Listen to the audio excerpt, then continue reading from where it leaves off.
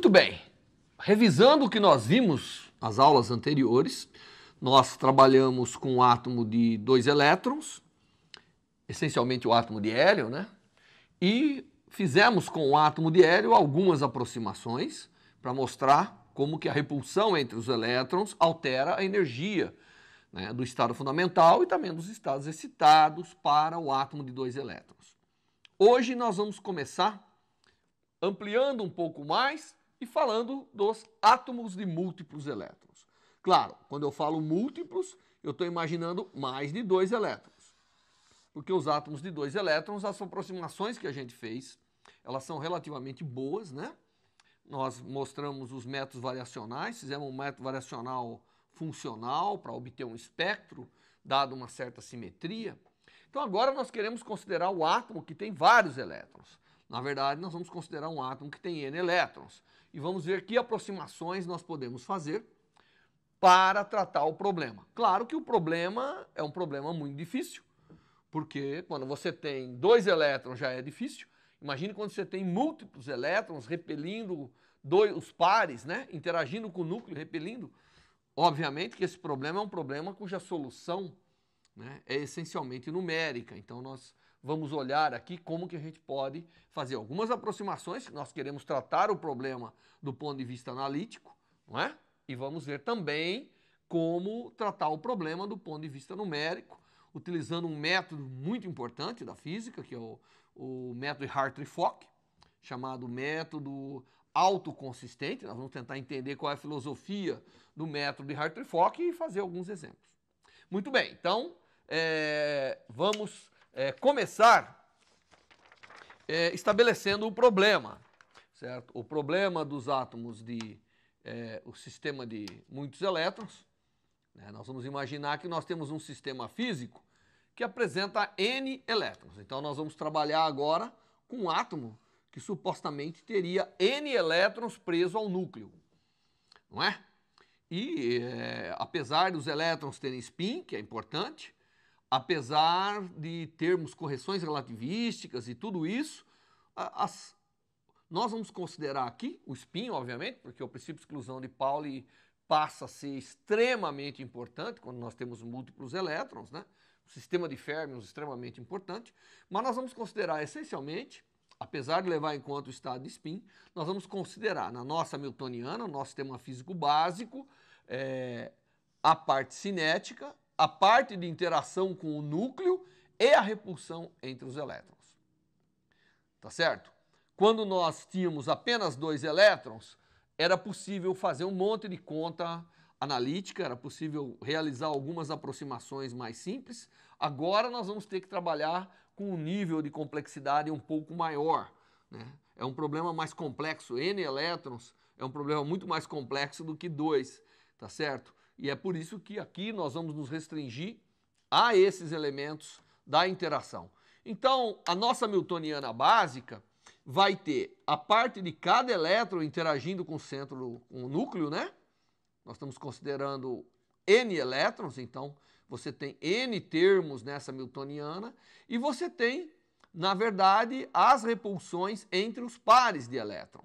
Então o núcleo, os elétrons são presos pelo núcleo, tem uma parte cinética e tem uma parte repulsiva que está dentro dessa Hamiltoniana básica. Então, essa é a Hamiltoniana básica que nós vamos considerar, né, como ponto de partida.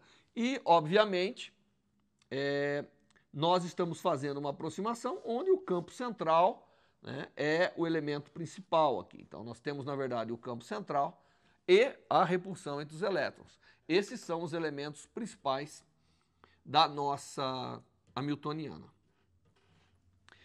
O termo de repulsão, né, se eu pudesse garantir para vocês que o termo de repulsão, que está aqui em cima, né, se esse termo aqui, se eu pudesse garantir que esse termo, aqui salientado em verde, ele sempre fosse um termo pequeno, então eu poderia tratar um conjunto de orbitais atômicos do tipo 1 elétron e tratar a repulsão como uma perturbação. Mas isso não é o caso. Nem sempre isso é possível, não é? A repulsão nem sempre é pequena o suficiente para ser tratada como uma perturbação. E nesse caso, o que nós temos que fazer é imaginar que nós temos um sistema de N elétrons, onde cada elétron está vendo um potencial efetivo.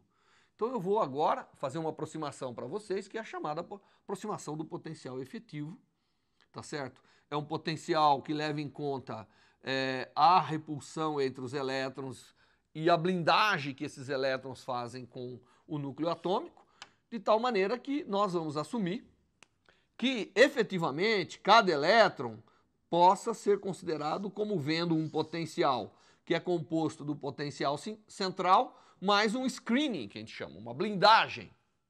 Só que é uma blindagem que aqui depende da posição, obviamente, porque o potencial efetivo, ele depende de como é a distribuição da função de onda dos demais elétrons que estão aí. Então ele é um potencial que, obviamente, depende essencialmente do espaço. E esse potencial que eu estou procurando, que daqui para frente, o nosso potencial V de R não é mais só um potencial central, mas ele é um potencial efetivo, que eu não sei quem que é, né? E a parte dessa aula aqui hoje é desenvolver uma aproximação para determinar quem é esse potencial efetivo V de R que eu posso lidar com o problema, tá certo? Esse potencial ele tem algumas aproximações que são interessantes. Bom, deixa eu dizer já que é difícil tratar o problema de N elétrons, né? E mesmo descobrir um potencial efetivo. Então nós estamos nos colocando como problema o cálculo do potencial efetivo usando algumas aproximações. Só que eu tenho uma coisa importante, é que esse potencial efetivo ele tem que ter alguns limites. Se o elétron estiver bem próximo do núcleo ou muito afastado do núcleo, de tal maneira que ou os elétrons, demais N-1 elétrons, estejam mais exterior, ou a sua função de onda esteja mais exterior, ou ele esteja mais exterior do que a função de onda dos N-1 elétrons, então nesses limites, o potencial efetivo toma uma forma muito simples.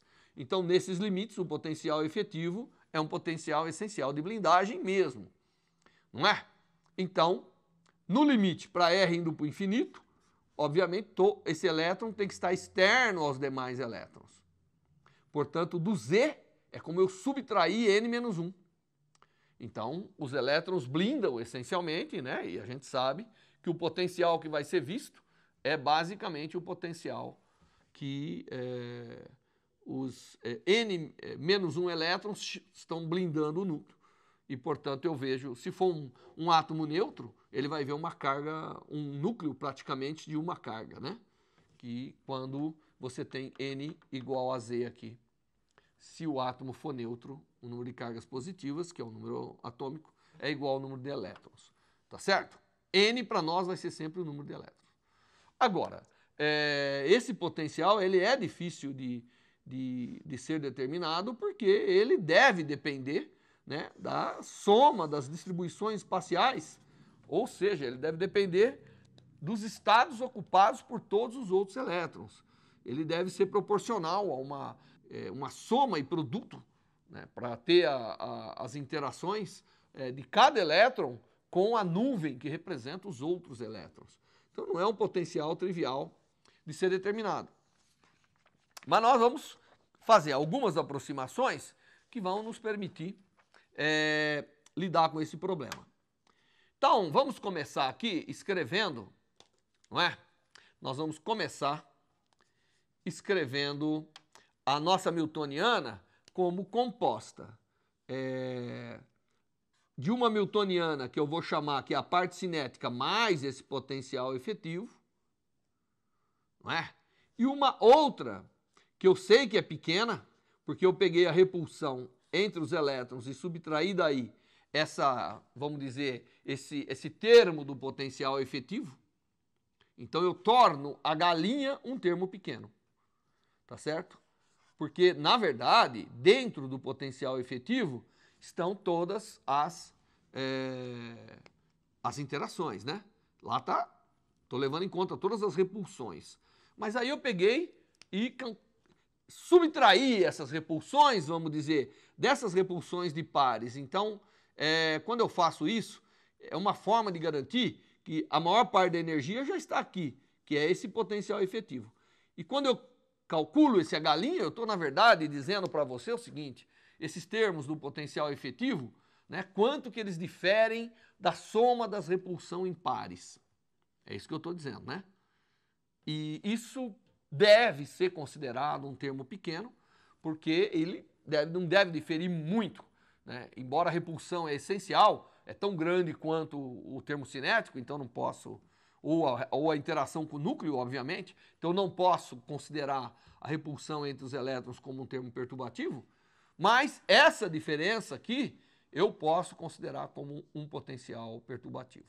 Então, nessa aproximação que a gente está fazendo, nós tratamos esse termo H0, que é basicamente o elétron no potencial efetivo, como sendo um termo de ordem zero. Se eu puder realmente resolver o problema e saber quem é o potencial efetivo, né? E o quanto ele difere, esse potencial efetivo, o quanto ele difere da repulsão entre os elétrons, isso vai ser uma perturbação a ser considerada. Então é uma aproximação, né? Mas o nosso desafio continua para descobrir quem é o potencial efetivo que nós vamos tentar fazer aqui agora.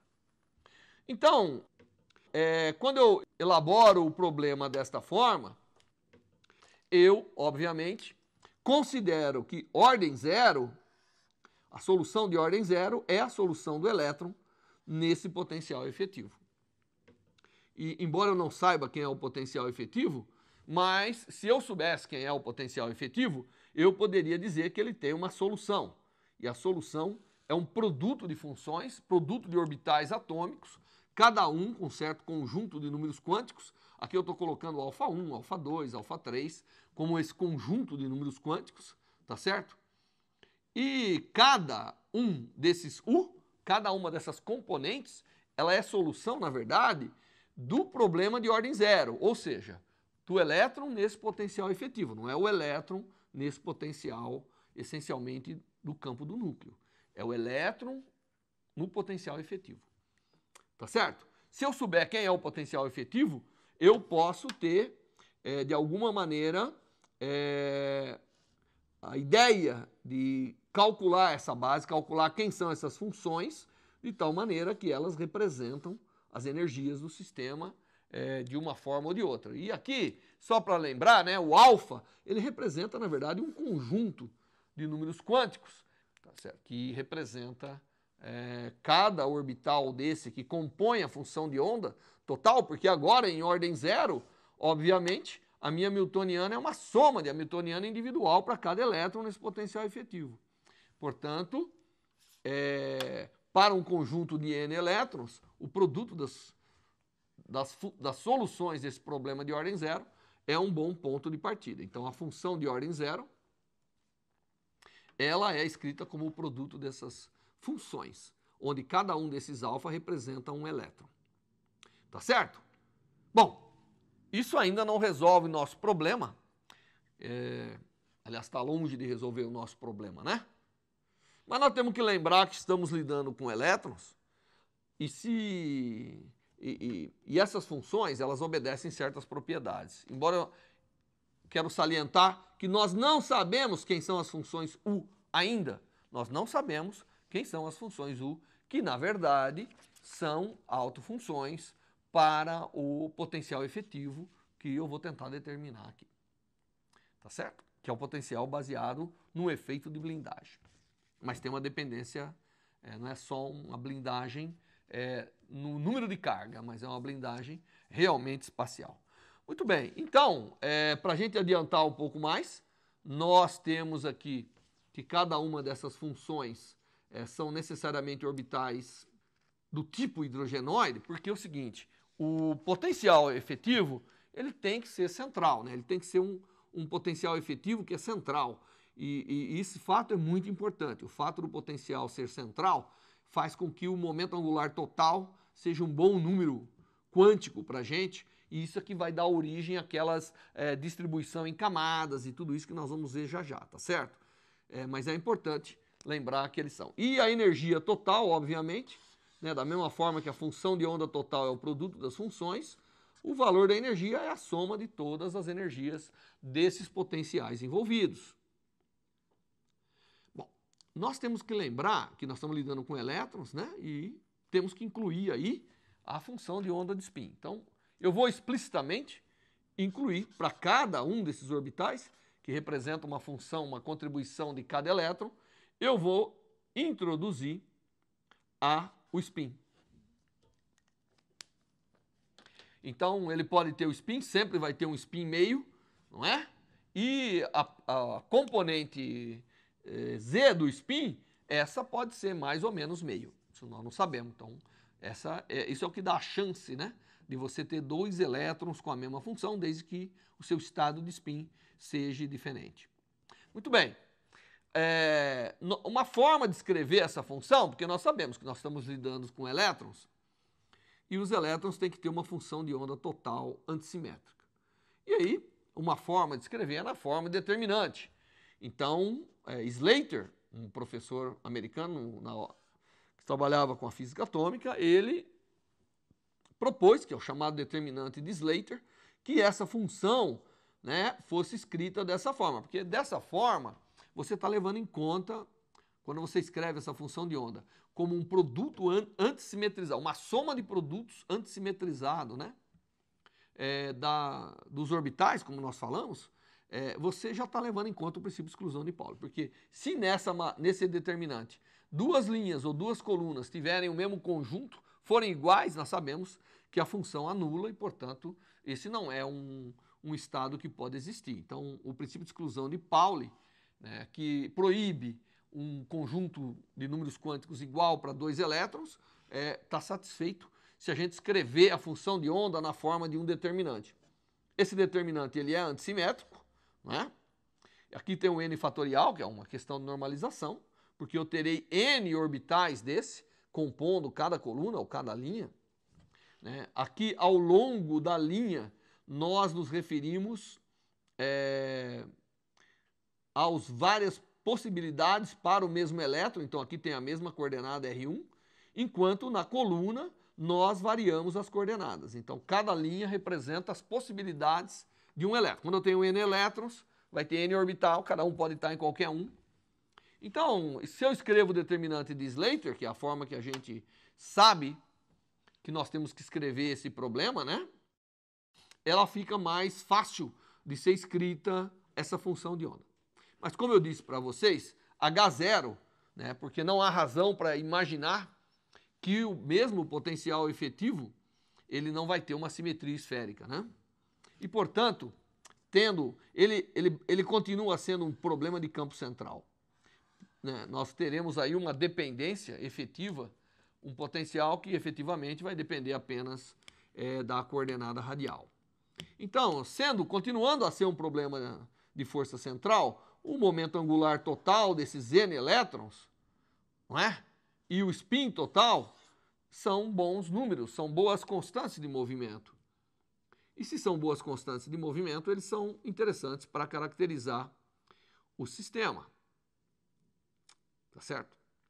E os autoestados, obviamente, terão que conter esse conjunto de número quântico alfa que a gente colocou, mas o conjunto de n elétrons terá um momento angular e um momento de spin característico, assim como suas projeções. Então essa aqui é uma forma da gente escrever, não é? Como que será o autoestado desse sistema de n elétrons, né? Que ele terá um conjunto de número quântico aí e ele deverá vir de um conjunto que tem um momento angular total, um spin total e as suas projeções. Nesse ponto aqui, eu queria só parar um pouquinho como o momento angular é uma constante de movimento, isso é extremamente interessante porque eu posso me referir aos estados através do seu momento angular. Isso cria um fato que a gente aprende desde cedo, que são as camadas eletrônicas num sistema de múltiplos elétrons. Quando eu tenho n elétrons, não é? Quando eu tenho n elétrons, como agora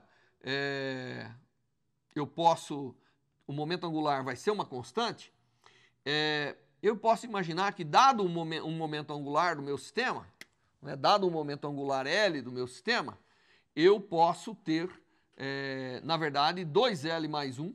Né? Se eu tenho L, eu posso ter 2L mais 1 estados. Tá certo? E como eu tenho duas possibilidades de spin, isso significa que eu posso ter 2 vezes 2L mais 1 elétrons ocupando aquele determinado orbital com aquele momento angular. Então, à medida que eu vou preenchendo os momentos angulares, né, eu vou criando o que a gente chama uma estrutura de camada. E na química e na física se dá nome a essas camadas. Então você imagina que eu tenho um elétron que não tem momento angular. Se ele não tem momento angular, o L é igual a zero. Aí eu posso pôr 2 elétrons nesse estado de momento angular zero. Não é? Então, se eu tiver L igual a 1, então isso aqui se L for zero. Então eu começo com L igual a zero. Tá certo? Se o L for zero, eu tenho isso. Se o L for 1, obviamente, se o L for 1, é porque nós sabemos, né? Se o L é 1, naquele mesmo N ou naquele mesmo tipo de orbital, eu posso ter L igual a 0 e L igual a 1. Então aqui eu já tenho 2 que eu tenho do L igual a 0. E quando L for 1, eu posso ter 2 vezes 1, 2 mais 1, 3, vezes 2, 6, com mais 2, 8. E aí vai, sucessivamente, a gente pode mostrar, né, que dado um determinado... Quando eu vou criar essa estrutura de camadas, eu começo com os N's, as possibilidades de eu ter os L's, e eu vou criando camadas. Então, a gente pode mostrar que o próximo L vai se somando, e eu posso colocar em cada camada 2, 8, 18. Não é isso? 2, 8, 18. E 32, 32, e aí vai vários elétrons. Então eu posso ir, quando eu tenho um sistema de múltiplos elétrons, devido a essas restrições de momento angular e quanto eu posso colocar pelo princípio de exclusão de Pauli, eu crio uma distribuição em camadas e dou nome, essa é a camada K. Então isso cria as camadas que a gente acaba dando nome, essa é a camada K. Então se eu tiver 2 elétrons no meu sistema, ele preenche uma chamada camada K, que é onde os elétrons terão L igual a 0. Se eu tiver, aí eu tenho a próxima camada, L, não é? K, L, M, N, e aí vai, né? Aqui, à medida que o número quântico principal vai crescendo, essa aqui pode acomodar 8 elétrons, porque se o L for 1, tem uma componente do L igual a 0, que vem junto, então eu somo os estados, dá 8 nessa camada. E aí vem 18 na próxima, essa chama de M, 32 chama de N e assim vai. Então, quando a gente lida com o problema de múltiplos elétrons, é comum a gente aprender certas regras de quantos elétrons eu posso colocar. Aí nós criamos os orbitais como caixinhas e vamos colocando os spins alternados nas camadas, mas isso advém do fato de que é possível tratar o problema ainda como força central, de tal maneira que o momento angular total se conserva e aí eu posso trabalhar com essas camadas. O interessante é que o momento angular total, ele me permite, né, criar uma notação, que é uma notação espectroscópica, onde eu tomo esse momento angular total e o 2s mais 1 aqui, como a gente chama isso aqui de um termo nessa notação, e eu posso esquematizar, na verdade, o estado fundamental desses sistemas através desses termos. Então, se você olhar os vários átomos que tem, nós podemos usar essa notação de fato, essa notação espectroscópica, né? Ela é comum de ser usada, e esse é o chamado termo. Então, se você pegar o hidrogênio, claro, nós sabemos que o termo dele é esse, mas se você pegar o hélio, são 2, o estado fundamental, serão 2 elétrons no estado S, portanto, eles vão preencher a camada K, não é isso? E o termo vai ser um S0. Se eu pegar o lítio, que são 3 elétrons, novamente eu preencho uma camada, sobra um termo. Esse termo que sobra aqui é o que nós caracterizamos como o estado fundamental do sistema. Tá certo? Então, esse sempre acaba sendo o estado fundamental do sistema, a caracterização do estado do sistema. Isso é só eu Resolvi falar um pouco sobre isso, porque a gente aprende aquelas camadas, mas elas advêm desse fato, né? Quando você tem um sistema de múltiplos elétrons, é legítimo você assumir que o momento angular ele é uma constante de movimento e, portanto, nessa aproximação, né, que nós estamos fazendo, e, portanto, o momento angular total passa a ser uma forma, né, dado que você vai distribuindo os orbitais atômicos, você cria essas camadas, que é o que a gente aprende como forma de distribuir, de entender um sistema atômico de múltiplos elétrons. Bom, agora eu queria, na verdade, o que nós chegamos é que nós temos que determinar um potencial efetivo, né? Esse é o ponto que nós paramos. Então nós temos que agora realmente determinar esse potencial efetivo. E uma das formas de determinar esse potencial efetivo é imaginar que aqueles N elétrons é como um gás de férmions, né? E tratar esse gás de férmions e tentar tirar algumas propriedades estatísticas desse gás de férmions e ver se eu consigo montar o potencial efetivo e aí resolver o problema e calcular qual é a energia do meu sistema baseado nisso. Esse método é chamado método de Thomas Fermi, tá certo? E, aliás, Thomas Fermi esse tipo de modelo vai aparecer em outras situações, mas aqui, nessa aproximação de Thomas Fermi, é uma maneira, é uma forma de nós determinarmos quem é o potencial efetivo utilizando algumas informações estatísticas. Eu tenho um número N de elétrons, eu posso imaginar que esse número de N de elétrons se comporta de uma determinada maneira para eu criar uma forma, né, argumentos, para poder calcular esse potencial efetivo. Eu vou só fazer assim uma pequena revisão de como é estatisticamente, né, um sistema de N férmions. Todo mundo se lembra que eu vou considerar N férmions independentes numa caixa de lado L. Então vou imaginar que eu tenho N elétrons, né? E vou imaginar que eles são independentes, são livres, né? Numa caixa de lado L. Todo mundo lembra como é a função de onda de uma caixa tridimensional. E todo mundo se lembra que você acaba tendo um espectro de energia que escala com o inverso da dimensão da caixa ao quadrado e é proporcional a um certo número quântico que vem ao quadrado. Esses são os estados de energia para partículas numa caixa.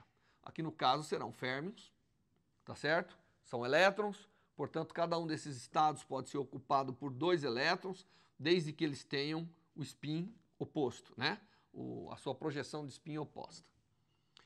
É uma situação extremamente degenerada, porque a energia, eu vou chamar isso aqui de N quadrado, ó, essa soma desses 3 números quânticos, Nx, Ny e Nz, que eles vêm ao quadrado, essa soma ao quadrado eu vou chamar de N ao quadrado, e existem inúmeras composições de Nx, Ny e Nz, que, como você sabe, afeta a distribuição espacial em cada uma dessas direções, e isso leva a mesma energia se a soma for igual. Então isso tem uma alta degenerescência, tá certo? E,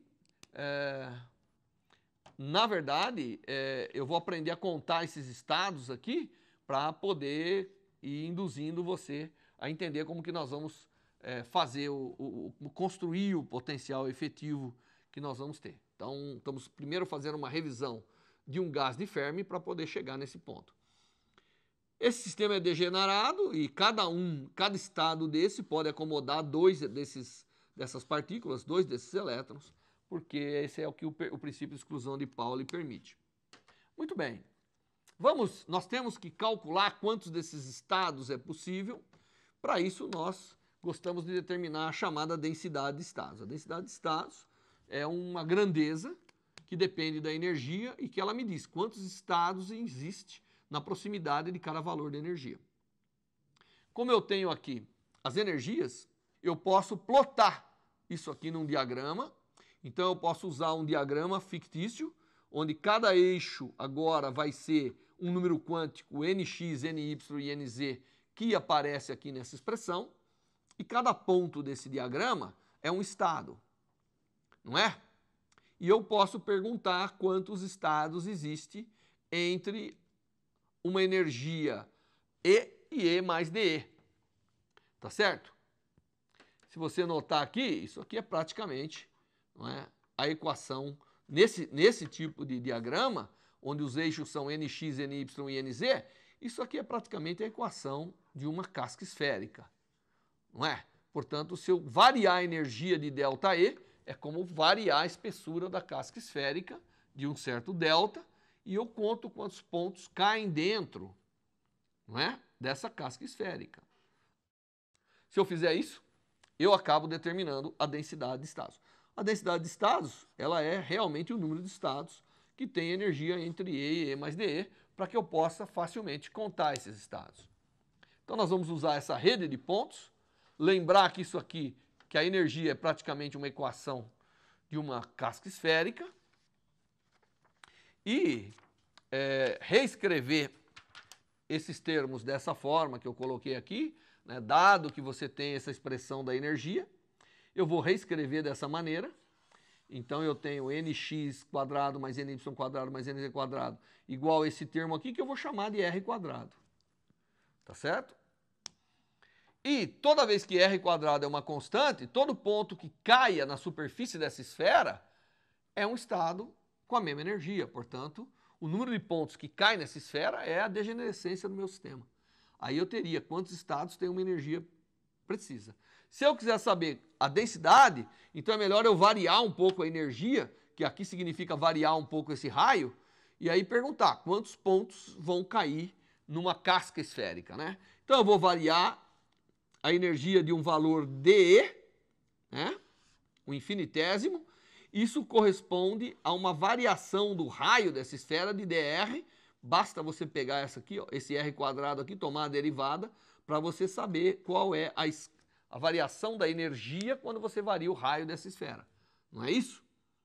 E eu tenho que lembrar que eu estou somente num octante, o nx, ny, nz são só positivo, né, um número quântico desse sistema. Portanto, eu só estou ocupando nesse espaço nx, ny, nz, só estou ocupando um octante, né? Portanto, a área, o volume dessa casca esférica, que é 4πr quadrado dr, vezes a densidade de pontos, que é 1, vezes 1/8, porque eu estou só usando um octante, mas vezes 2, porque eu coloco duas partículas, eu posso colocar duas partículas em cada estado, isso me dá a densidade de estado. E eu fazendo essa conta, o que é muito trivial, eu obtenho a densidade de estados para esse sistema. Então isso me mostra quantos estados desse sistema de férmions tem energia entre E e E mais DE. Como eu tenho N elétrons, eu vou ocupando todos esses estados, não é? Até que eu atinja um valor máximo, que é definido como energia de Fermi. E, portanto, esse sistema de N férmions, N elétrons, né, a integral de 0 até um valor da energia que é chamada energia de Fermi, vezes a densidade de estado, que eu já coloquei aqui, a integral em todos os estados, a soma de todos os estados, me deve dar esse número total. Eu já levei o spin, tudo isso na densidade de estados. E isso, então, resolvendo essa equação, essa integral é uma integral simples de ser feita, porque é uma integral de uma raiz quadrada, né? Então, se você fizer essa integral, você é capaz agora de, dado um certo número de elétrons, e a caixa tem um volume, lembra-se que nós pegamos uma caixa de parede L, portanto, L ao cubo é o que eu vou chamar de volume. Então, se eu pegar isso, o número dividido pelo volume é o que eu chamo de densidade, eu tenho uma expressão para chamar de energia de Fermi em termos da densidade. Essa é a expressão que eu preciso, porque agora eu tenho um sistema de N férmions independentes, a energia dele é uma soma de energias até chegar à energia de Fermi, portanto a ocupação dos estados vai até chegar a tal da energia de Fermi, como a gente aprende aí na mecânica estatística, e essa relação, dado um sistema que tem uma densidade uniforme ρ, estou assumindo um gás uniforme, essa é a energia de Fermi do meu sistema, tá certo? É H cortado ao quadrado sobre 2m vezes 3π quadrado ρ elevado a 2/3, onde ρ é a densidade de partículas no meu sistema. E a energia total, obviamente, pode ser calculada. A energia total vai ser a integral de 0 até a energia de Fermi da energia vezes a densidade de estados, porque agora eu tenho que pegar todos os estados ocupados, multiplicar pela energia de cada um e integrar. E isso dá exatamente 3/5 do número de partículas vezes a energia de Fermi. Essa é a energia no meu sistema de N férmions independentes distribuído uniformemente. Muito bem. Portanto, a energia por partícula é, se eu divido por N aqui, a energia por partícula é 3/5 da energia de Fermi. Essa é a energia por partícula que eu tenho no meu sistema. Em geral, a gente gosta de considerar condições de contornos periódicas, e aí eu entro com Kx, Ky e Kz, ao invés dos números quânticos, é mais fácil lidar dessa forma. Então, às vezes é preferível, ao invés de falar em energia, falar em momento. Tá certo? Como a gente sabe que energia e momento estão relacionados, então eu falo, ao invés de falar da energia de Fermi, às vezes nós falamos do momento de Fermi. E o momento de Fermi, obviamente, basta eu pegar e converter a energia para momento, para ter o momento de Fermi com a dependência do momento com relação à densidade. E a energia de Fermi está relacionada com o momento de Fermi através dessa expressão. E a gente costuma dizer que no espaço de momento, né, o sistema está obedecendo, está todo no interior de uma esfera, a borda desse sistema no espaço de K é chamada esfera de Fermi, ou vai ser uma superfície de Fermi quando tivermos um sistema que não é uniforme e assim por diante. Então todos os elétrons têm que ter um momento menor no interior dessa esfera de Fermi. E também às vezes a gente define temperatura de Fermi, então aqui entra a constante de Boltzmann, essa energia, a gente consegue definir a chamada temperatura de Fermi. Bem, então, a gente fez toda essa revisãozinha para chegar num ponto que nós temos que usar agora, vou usar essa informação para poder determinar o potencial efetivo usando o chamado modelo de Thomas Fermi. Nesse modelo eu tenho N elétrons confinados por um potencial. Tá certo? Eu vou assumir que o potencial varia lentamente com o espaço. Cada ponto, nós vamos considerar que nós temos um gás de elétron em equilíbrio, portanto eu posso falar que naquele ponto eu tenho energia de Fermi, eu tenho energia máxima possível para os elétrons e assim por diante. Veja que esse potencial é o potencial efetivo, né? Não é o potencial de Coulomb. Eu estou lidando um sistema de N partículas, N elétrons, num potencial efetivo. E aí eu vou dizer, cada ponto aqui se comporta mais ou menos como um gás uniforme de Fermi, né? Muito bem, cada elétron, obviamente, isso aqui é um sistema confinado, então a energia cinética mais a potencial desse ponto tem que ser menor que zero, só para dar algumas condições de contorno.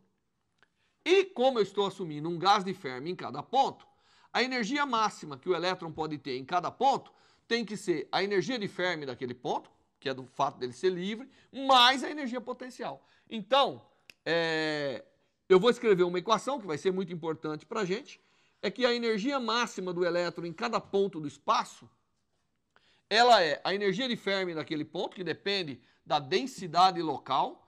Lembre-se que nós calculamos a energia como função da densidade, a energia de Fermi como função da densidade, nós havíamos calculado, né, que ela é uma expressão dada dessa forma. Então essa é a energia de Fermi.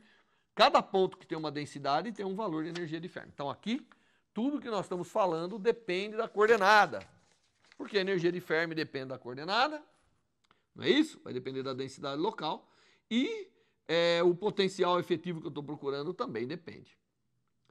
Isso me mostra, eu vou inverter agora o processo e dizer, bom, eu posso escrever que a energia de Fermi, para cada ponto, ela é essa máxima energia, que eu não sei quem é, menos o potencial efetivo. Tá certo? É isso que eu posso escrever. De tal maneira que agora eu volto à energia de Fermi, então eu volto lá à energia de Fermi que eu tinha calculado, essa expressão, e substituo no lugar da energia de Fermi isso aqui. Então eu venho aqui, substituo isso por isso e escrevo quem deve ser a densidade. Então se eu inverter essa equação, mais uma vez, deixa eu explicar direitinho. Até agora, a aproximação que a gente fez é que tem muitos elétrons, cada ponto eu estou usando, estou fazendo uma aproximação que em cada ponto eu posso usar as relações de um gás uniforme de Fermi. Ou seja, a energia máxima que ele pode ter está relacionada com a densidade no ponto. Tá certo? Então eu peguei e calculei uma energia de Fermi local, para cada ponto do espaço. Aí eu vim aqui e digo, bom, essa energia de Fermi foi escrita dessa forma, baseado numa energia máxima que o elétron pode ter e o potencial efetivo, que eu não sei quem é, em cada ponto. Aí eu coloco aqui e daqui eu pego e elimino a densidade. Portanto, eu acho, né, uma densidade que está relacionada com o potencial efetivo e um valor máximo de energia permitida para o sistema em cada ponto. Então, em cada ponto, nós consideramos um gás de elétron livre e ele tem uma máxima energia lá, cinética. Tá certo? E a relação entre essa máxima energia, o ponto potencial e a densidade local é dado por essa expressão. Os termos numéricos aqui, basta seguir aqui a conversão daqui para cá. Então, o que acontece? Eu tenho uma densidade. Agora, eu tenho uma relação de densidade com o potencial efetivo. Mas é uma densidade de elétrons, que eu multiplicando pela carga do elétron, eu tenho uma densidade de carga.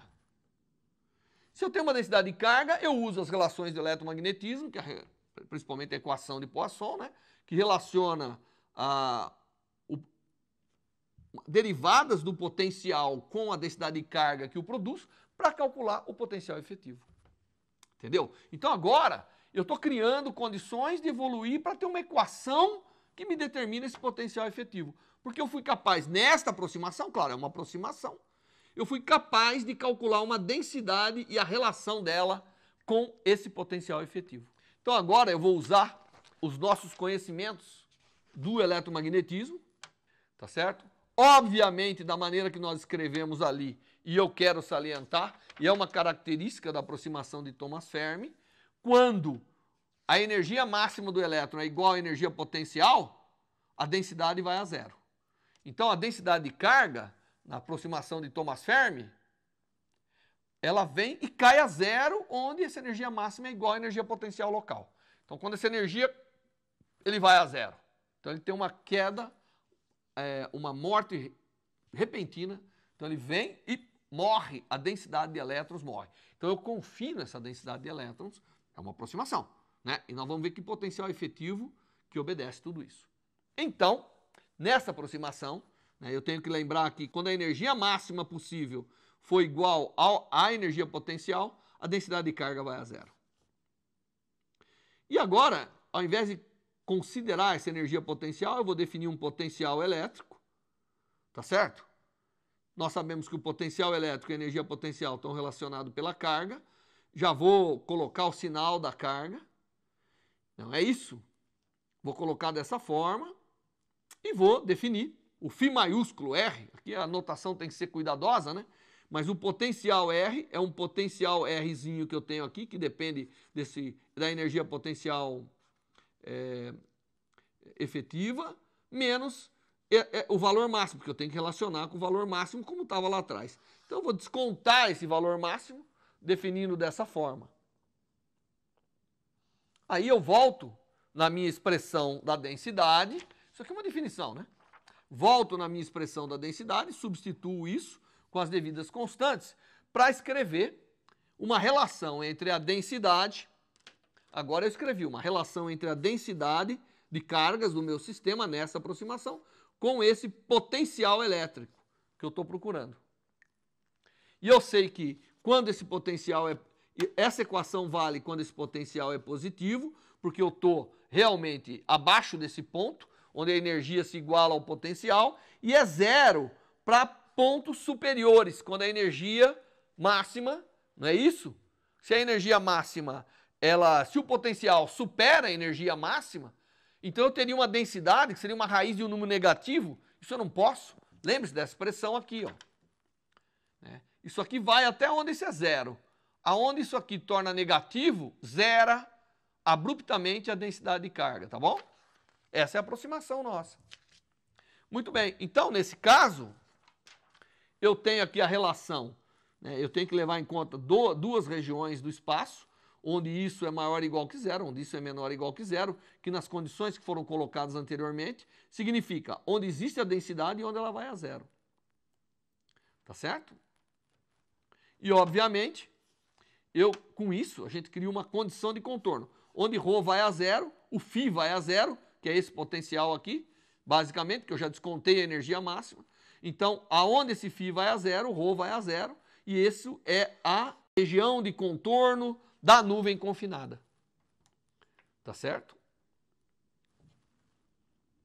E, na verdade, o potencial φ0, que é o ponto máximo, ele é o potencial nesse ponto de contorno.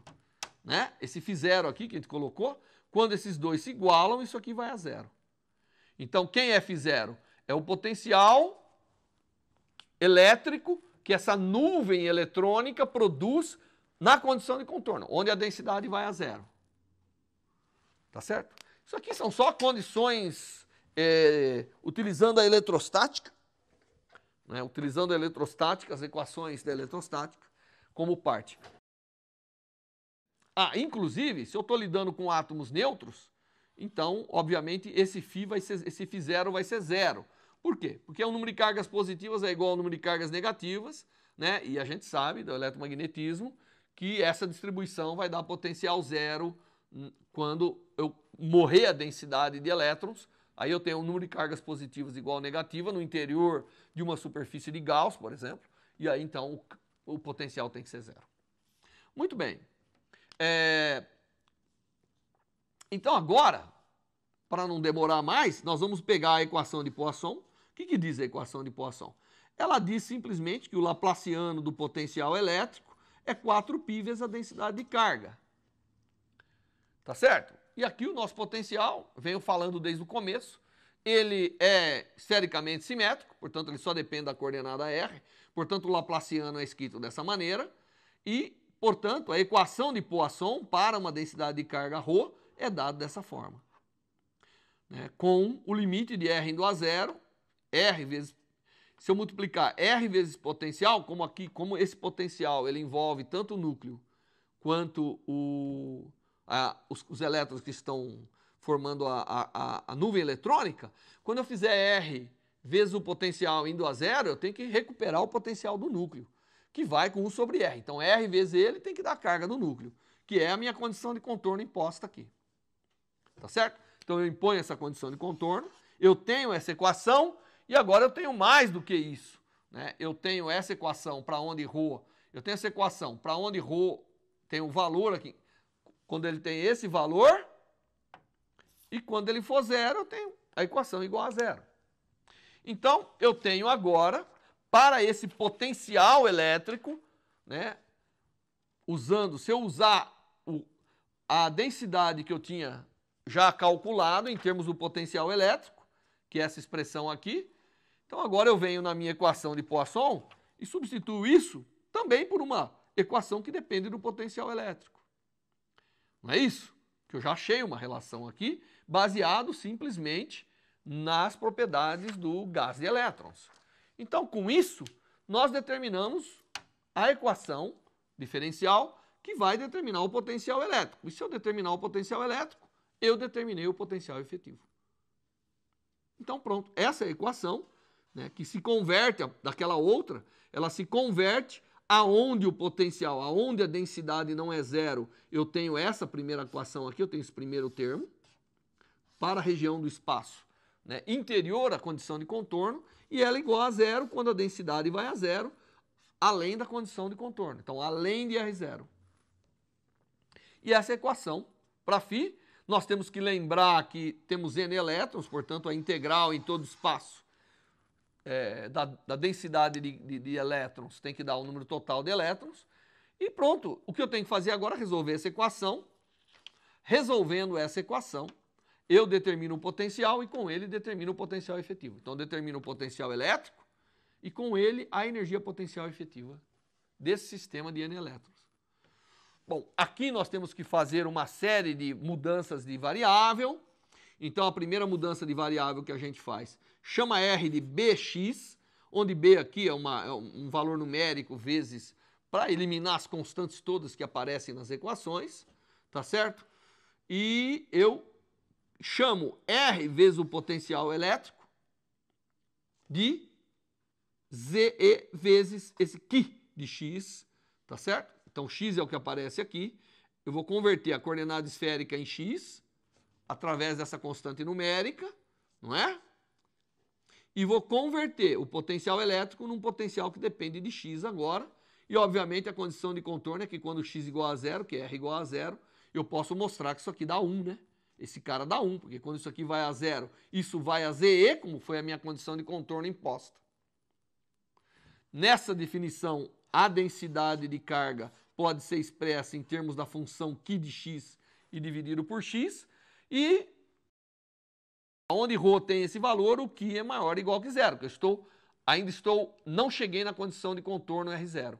E aonde ele é zero, onde a densidade vai a zero, é porque eu estou no Q menor que zero. Então eu converti, né? Eu fiz uma conversão da minha equação do potencial elétrico nessa equação de segunda ordem para essa função Q, que é chamada equação de Thomas Fermi. E aí a solução dessa equação é simples. Na verdade, eu deveria dizer que eu tenho duas equações, né? Para a região onde Q é maior ou igual que zero e a região onde Q é menor ou igual que zero, que a segunda derivada é zero, que tem uma solução que é fácil de propor, todo mundo sabe, é uma equação linear, na melhor das hipóteses.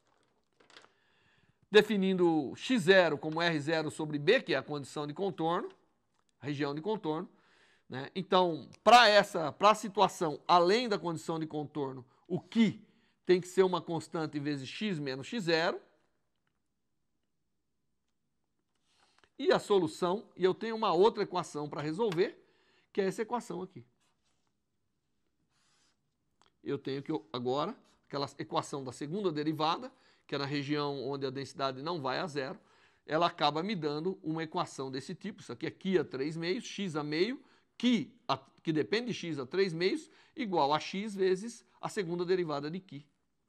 E eu tenho que agora resolver essa equação, né? E essa equação pode ser resolvida, não é? Lembrando que nós tínhamos feito a integral, então isso dá uma condição de integral da função x e Q, que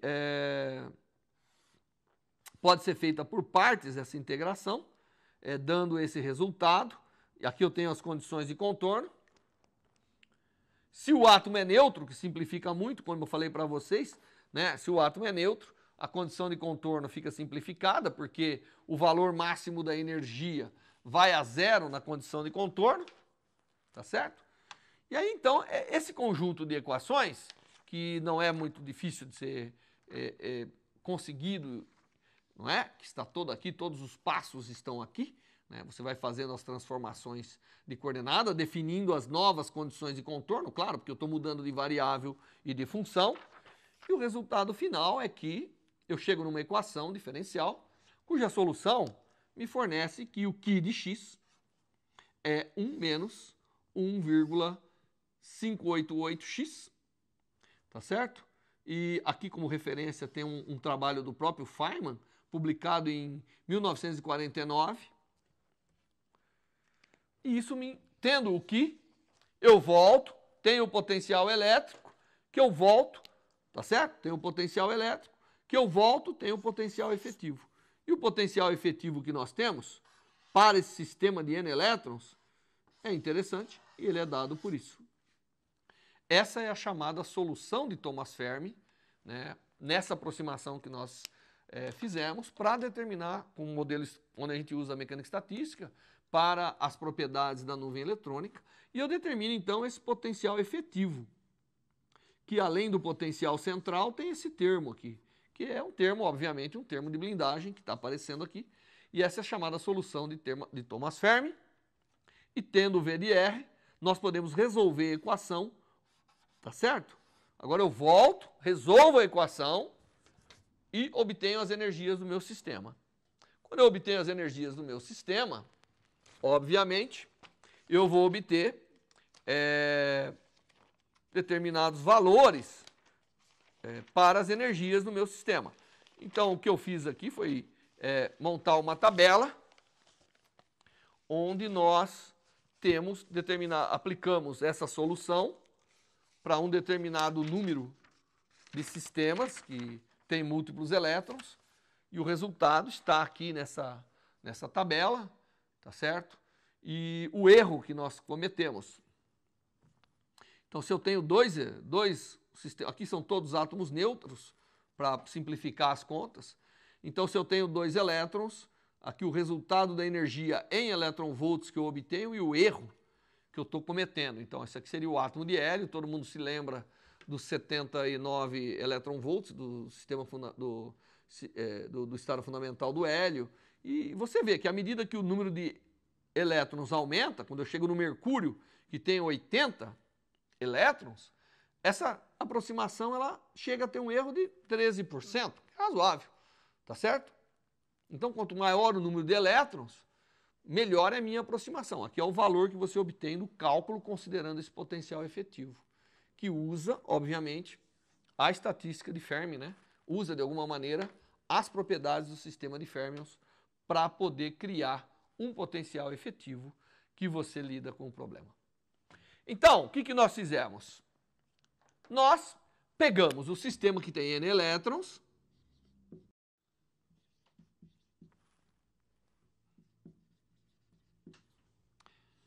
dissemos que podemos criar um potencial efetivo, fomos lá, utilizamos uma composição de mecânica estatística e eletrostática, no modelo que é chamado modelo Thomas Fermi, determinamos quem é esse potencial efetivo. Baseado nesse potencial efetivo, resolvemos o problema e obtivemos uma energia. É uma aproximação que não é excepcionalmente boa, mas é uma aproximação. É o que eu posso fazer analiticamente para poder resolver esse problema do átomo com um grande número de elétrons, tá certo? Quanto maior é o número de elétrons, o sistema se aproxima, vai melhorando, vai ficando cada vez mais adequado. É um modelo estatístico. Bom, esse é um chamado modelo de Thomas Fermi para um átomo de múltiplos elétrons. Não é o mais usado, mas é um modelo que você tem que conhecer. Agora, na próxima aula, nós vamos entrar num outro modelo, que é um modelo que vai determinar orbitais, vai trabalhar com funcional, vai tentar fazer um sistema que vai se alimentando autoconsistentemente para produzir o melhor resultado, que é o sistema o método de Hartree-Fock, tá bom?